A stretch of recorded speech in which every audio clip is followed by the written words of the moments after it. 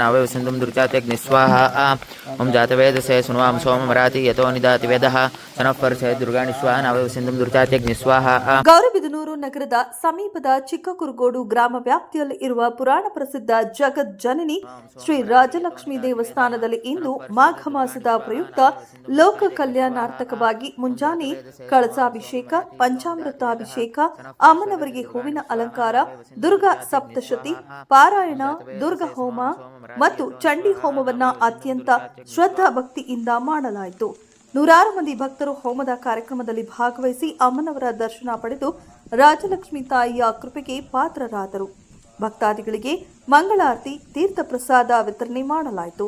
ಈ ಪೂಜಾ ಕಾರ್ಯಕ್ರಮದಲ್ಲಿ ಪ್ರಧಾನ ಅರ್ಚಕರಾದ ಭೂಮರಾಜು, ನರೇಂದ್ರ ಶರ್ಮಾ, ಬಾಲಾಜಿ ಶರ್ಮಾ, ಲಾಹಿತಾ ಶರ್ಮಾ ಮುಂತಾದವರು ಧಾರ್ಮಿಕ ಕಾರ್ಯಕ್ರಮದಲ್ಲಿ ಭಾಗವಹಿಸಿದ್ದರು. ಮಾತೃರೂಪೇಣ ಸಂಸ್ಥಿತ ನಮಸ್ತಸ್ಯೆ ನಮಸ್ತಸ್ಯೆ ನಮಸ್ತಸ್ಯೆ ನಮೋ ನಮಃ.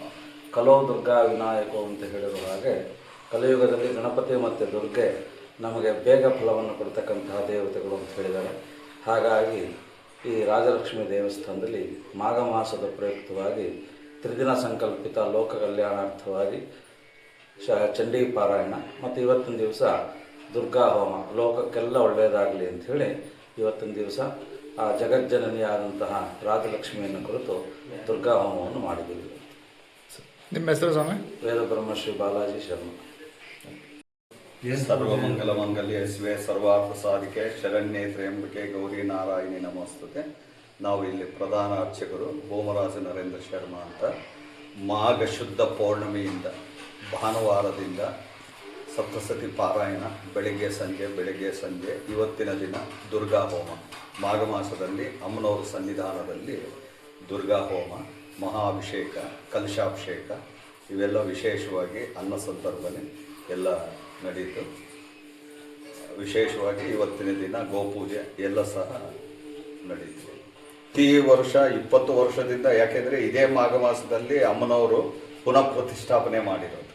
ಹಾಗಾಗಿ ಮಾಘ ಮಾಸದಲ್ಲಿ ಪ್ರತಿಷ್ಠೆ ಆಗಿರೋದ್ರಿಂದ ಚಿಕ್ಕದಾಗಿ ಒಂದು ಕಾರ್ಯಕ್ರಮ ಮಾಡೋಣ ಅಂತ ಪ್ರತಿ ವರ್ಷದಲ್ಲೇನು ನಾವು ಈ ಮಾಘ ಮಾಸದಲ್ಲಿ ಒಂದು ಕಾರ್ಯಕ್ರಮ ಅಂತ ಮಾಡ್ತಾ ಇರ್ತೀವಿ.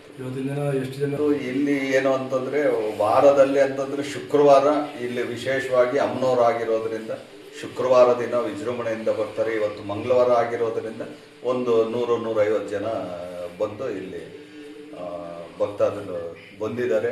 ಆಮೇಲೆ ಅನ್ನ ಸಂತರ್ಪಣೆ, ಪ್ರಸಾದ ವಿನಿಯೋಗ ಎಲ್ಲ ಆಗಿದೆ.